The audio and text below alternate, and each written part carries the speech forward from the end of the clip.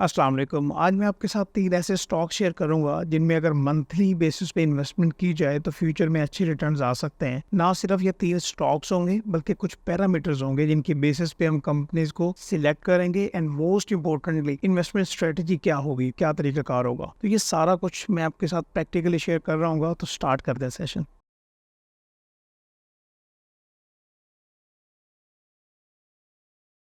किसी भी कंपनी में इन्वेस्टमेंट करने से पहले ये अच्छी तरह से देखा जाता है कि क्या कंपनी इस काबिल है कि उसमें इन्वेस्टमेंट की जाए। तो इसीलिए कुछ पैरामीटर्स होते हैं, ये देखना होता है कि क्या कंपनी उन पैरामीटर्स पे पूरा उतर रही है और उसके बाद ये डिसाइड करना होता है कि क्या उसमें इन्वेस्टमेंट की जाए या नहीं। तो सबसे पहले आप कुछ पैरामीटर्स देख रहे हैं, मैं आपको इनके बारे में बताऊंगा कि फंडामेंटल और फाइनेंशियल एनालिसिस में क्या देखना है, मार्केट न्यूज़, टेक्निकल लेवल्स और लास्ट पे इन्वेस्टमेंट स्ट्रेटजी कि इन्वेस्टमेंट करना किस तरह से है। ये 4 पॉइंट्स मैं आपके साथ डिस्कस करके सेक्टर्स एंड स्टॉक्स पे मूव करूँगा और यही पैरामीटर्स आपको अप्लाई करके दिखाऊँगा। तो काफ़ी इन्फॉर्मेटिव आपके लिए ये सेशन होने वाला है। तो स्टार्ट करते हैं। आपसे रिक्वेस्ट होगी कि चैनल आप ज़रूर सब्सक्राइब कर लीजिएगा। देखें, सबसे पहले फंडामेंटल और फाइनेंशियल एनालिसिस की बात करें तो कुछ इसमें पॉइंट्स आपने नोट करने हैं कि जब भी आप किसी कंपनी के बारे में सोच रहे हो कि आपने इसमें इन्वेस्टमेंट करना है, तो पहले उसके बिजनेस ऑपरेशंस को समझे कि कंपनी करती क्या है, उसके प्रोडक्ट्स क्या-क्या हैं। उसके बाद आपने कंपनी की जो मैनेजमेंट है उसकी एफिशिएंसी देखनी है कि ओवर द पीरियड जब से वो कंपनी वो लिस्ट हुई है या बनी है, उसकी मैनेजमेंट कितनी एफिशिएंट है डिसीजन मेकिंग में। ये आपको किस तरह से पता चलेगा वो मैं आपको बताऊंगा। उसके बाद हम आगे बढ़ते हैं और आपको ये पता होना चाहिए कि मार्केट में उस कंपनी की परफॉर्मेंस किस तरह से है। वो हम किस तरह से एनालाइज करेंगे, हम ये देखेंगे कि कंपनी की जो क्वार्टरली रिपोर्ट्स आ रही हैं उसमें कंपनी की नंबर 1 नोट कीजिएगा आप, सेल्स किस तरह से रिफ्लेक्ट हो रही हैं, उसमें प्रॉफिट मार्जिन्स क्या बढ़ रहे हैं या नहीं बढ़ रहे, अर्निंग पर शेयर जो है क्या वो बढ़ रही है या नहीं बढ़ रही। और जब आप ये सारा कुछ देख लें कि इनमें ग्रोथ है तो उसके बाद आपने पे आउट्स देखने हैं। अभी पे आउट्स का क्या मतलब कि जो भी शेयर होल्डर्स हैं उनको क्या वो डिविडेंड्स दे रहे हैं और डिविडेंड्स की रेशो क्या है, सालाना कितना डिविडेंड दिया जा रहा है या डिविडेंड की यील्ड क्या है। ठीक है, डिविडेंड यील्ड परसेंटेज अच्छी होनी चाहिए। उसके बाद हम आगे बढ़ें तो हमने ये देखना है कि क्या बोनस शेयर दिए जा रहे हैं या नहीं दिए जा रहे हैं। इसके अलावा अगर डिविडेंड और बोनस शेयर नहीं दिए जा रहे थे, कैपिटल ग्रोथ की मद में उनको कितना बेनिफिट हो रहा है। ठीक है, ये सारा कुछ आपने फंडामेंटल और फाइनेंशियल एनालिसिस में देखना होता है और ये सारा कुछ मैं आपको बताऊंगा कि किस तरह से देखना है। Nothing to be worried about. हम आगे बढ़ते हैं।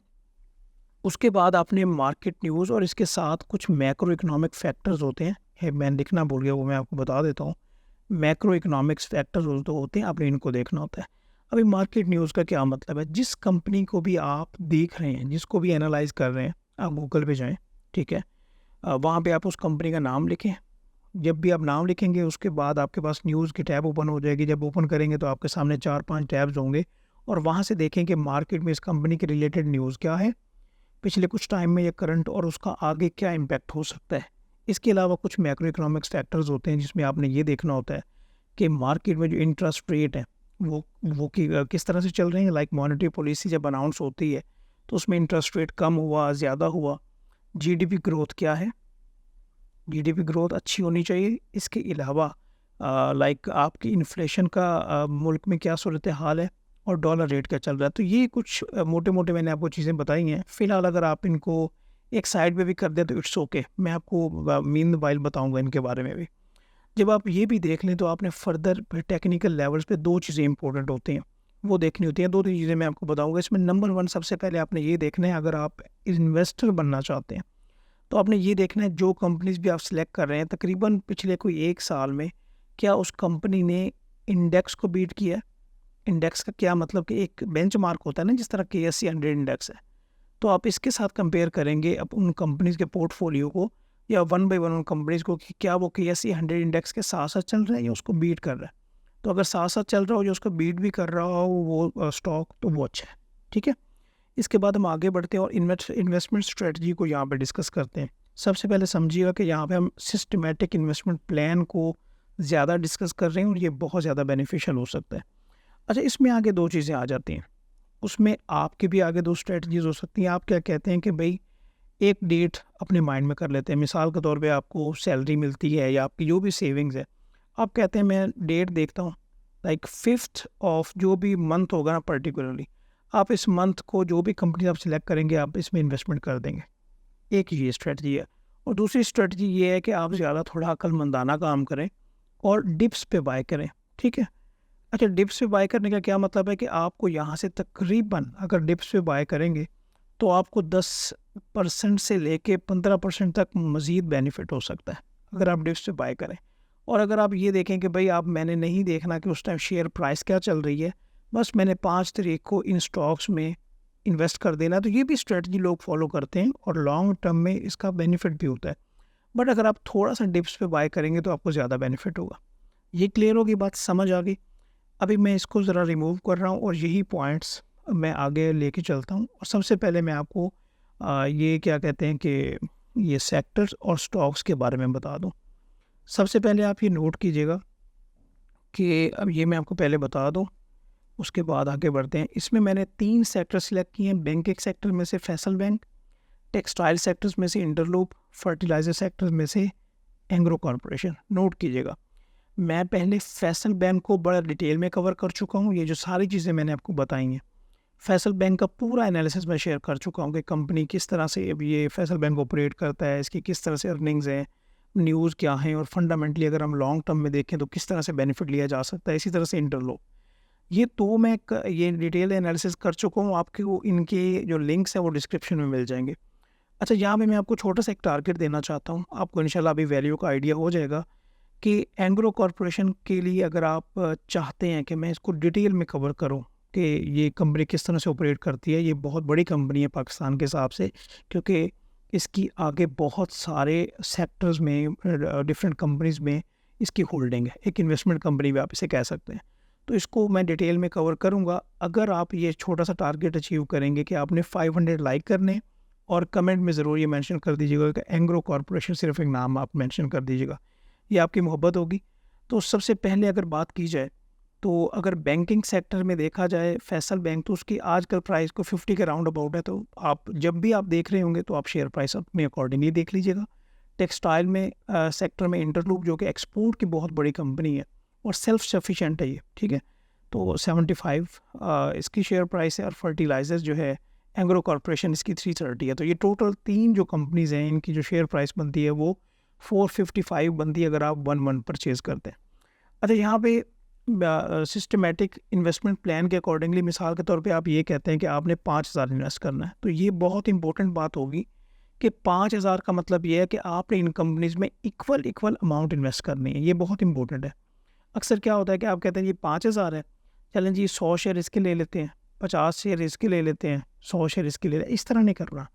आपने जो भी आपकी इन्वेस्टमेंट होगी उसको इक्वली डिस्ट्रीब्यूट करना है और फिर आपने उसके शेयर परचेज़ कर लेने हैं। अगर आप यहाँ पे देखें कि 5,000 को मैंने यहाँ पे पहला फार्मूला लगा के इसको क्या किया, डिवाइड कर दिया और फिर इनके यूनिट्स निकाल लिए कि इसके अगर 5,000 आप मंथली इन्वेस्ट करेंगे तो आपके यूनिट्स बनेंगे 33 फैसल बैंक के, इंटरलोक के 22 और एंग्रो कॉरपोरेशन के 5, ठीक है। और अगर आप ये कहते हैं कि भाई नहीं मेरी 5,000 नहीं है, उसके अकॉर्डिंगली लाइक आप ये आपकी 10,000 इन्वेस्टमेंट है, तो यहाँ पे आप ये भी देख सकते हैं कि 10,000 इन्वेस्टमेंट के साथ आपके टोटल शेयर्स ये होंगे। और एनुअल शेयर्स आप यहाँ पे देखें, आपके एनुअल शेयर टोटल 1,455 होंगे, जिसमें फैसल बैंक के 800, इंटरलोक के 533 और एंग्लो कॉरपोरेशन के 121। और जो आपकी एनुअल इन्वेस्टमेंट होगी वो 1,20,000 होगी।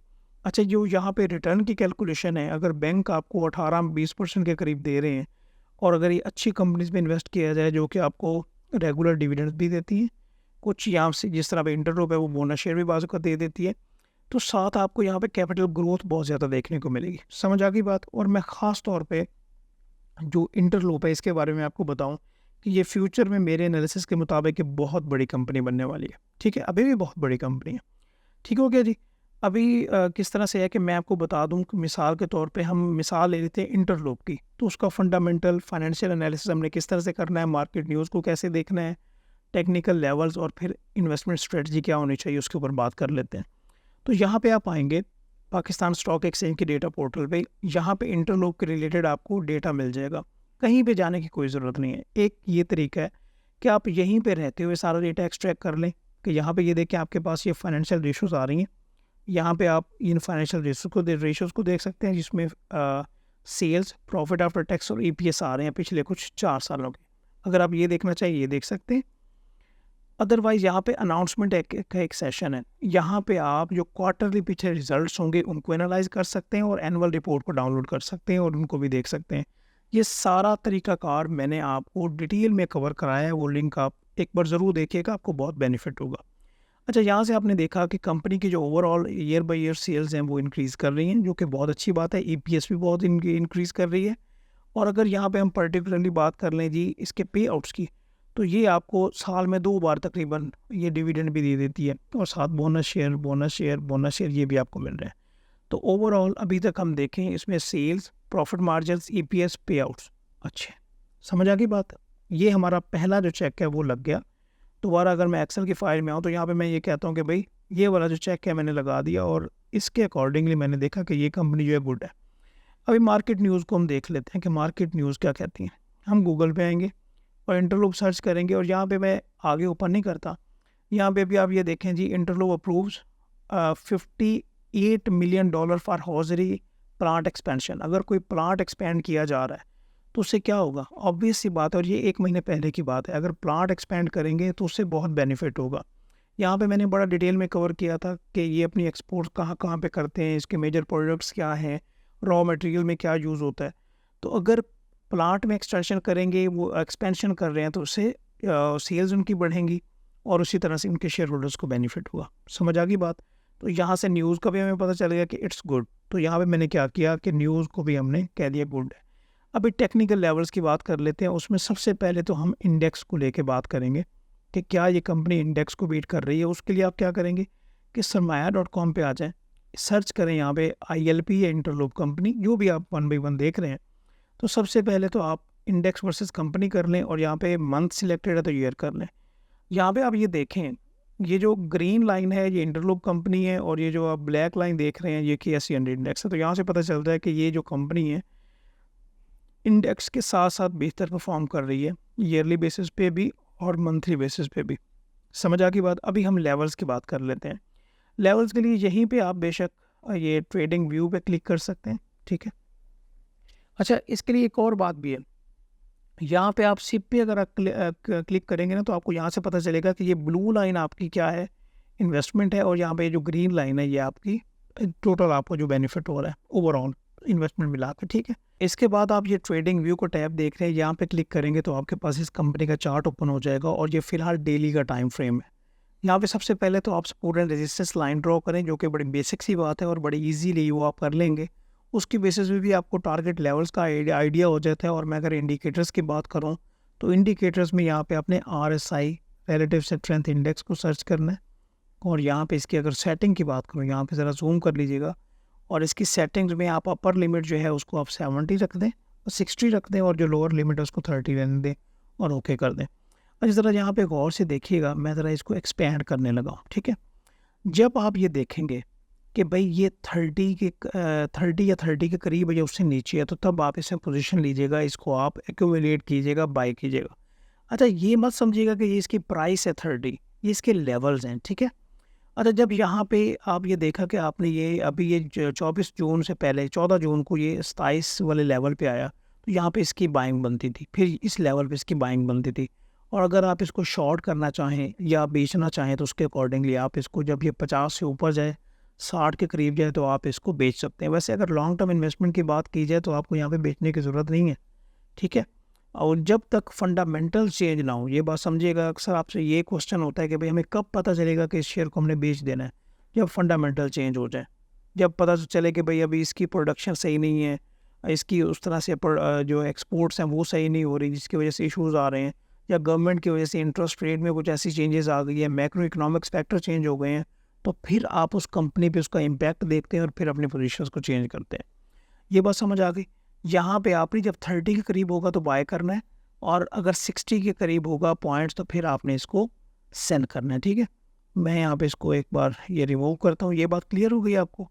इसी तरह से अगर हम दोबारा अपनी चेक लिस्ट पे आएँ तो हमने यहाँ पे इसको ये जो टेक्निकल लेवल्स है इसको भी देख लिया और यहाँ पे अपने पोजीशंस को देख लिया। आगे इन्वेस्टमेंट स्ट्रेटजी की बात की जाए तो वो मैंने आपको बता दिया कि यहाँ पे आपके पास 2 ऑप्शन बचते हैं। या तो आप एक डेट फिक्स करें और उस पे जो भी प्राइस है, आप 5000 है, 10 है, वट जो भी आप इन्वेस्टमेंट कर सकते हैं। या आप बाइंग ऑन डिप्स, ये मैंने अभी आपको जो बात की है ना, ये वाली स्ट्रेटजी ये आपको ये बताएगी कि आपने जब प्राइस कम होगी तो तब आपने क्या करना है, उसको बाय करना है, और जब ऊपर होगी तो फिर आप सेल कर सकते हैं। ये बात समझ आ गई? तो इस चेकलिस्ट को माइंड में रखिएगा, और ये भी देखिएगा कि आपने अपनी जो भी इन्वेस्टमेंट है 10,000 है तो उसको आप 3 पार्ट्स में डिवाइड करें, और उस हिसाब से आप इनके जो यूनिट्स है या शेयर्स हैं वो परचेज़ करें। ठीक है? एक और मैं एडिशनल आपको बात बताता जाता हूँ। अगर आप यहाँ पे स्टॉक्स में आएँगे तो यहाँ पे आपके पास एक ऑप्शन आ रहा है जी, ROI calculator, return on investment calculator. ये आपको पास्ट की परफॉर्मेंस बताता है कि मिसाल के तौर पे यहाँ पे आप सिलेक्ट करें जी इंटरलोप आईएलपी। आईएलपी आप यहाँ पे सर्च करें, ये इंटरलोप आ गई। यहाँ पे इन्वेस्टमेंट का ईयर बताएं, मिसाल के तौर पे 2020 है, ये आप ईयर बता दें। आप नंबर ऑफ़ शेयर्स बताएं कितने थे, और प्राइस बता दें कि मिसाल के तौर पे मैं कहता हूँ जी लाइक इसके जो प्राइस थी तब 45 थी और मैंने 1000 शेयर परचेज़ किए होते हैं। अगर 45 इसकी प्राइस होती तो आज की डेट में मिसाल के तौर पे ये आप देख लीजिएगा चार्ट से कि उस टाइम इसकी प्राइस कितनी है उस साल में जाके पर्टिकुलर डेट पे। तो अगर आपने 1000 शेयर लिए होते तो यहाँ पे आपके इनिशियल आपकी इन्वेस्टमेंट होती 45,000, जो आज हो जाती 1,35,000 के करीब, और जो एनुअल आपको ग्रोथ मिलती वो मिलती 31.44%, जो कि बहुत बेहतरीन है। अगर एनुअल ग्रोथ कम्युलेटिव ग्रोथ जो है आपको 25% से ज़्यादा मिल रही हो तो फिर हम उस कंपनी को ज़रूर सिलेक्ट करते होते हैं। तो ये एक एनालिसिस था जो मैंने आपके साथ शेयर किया है।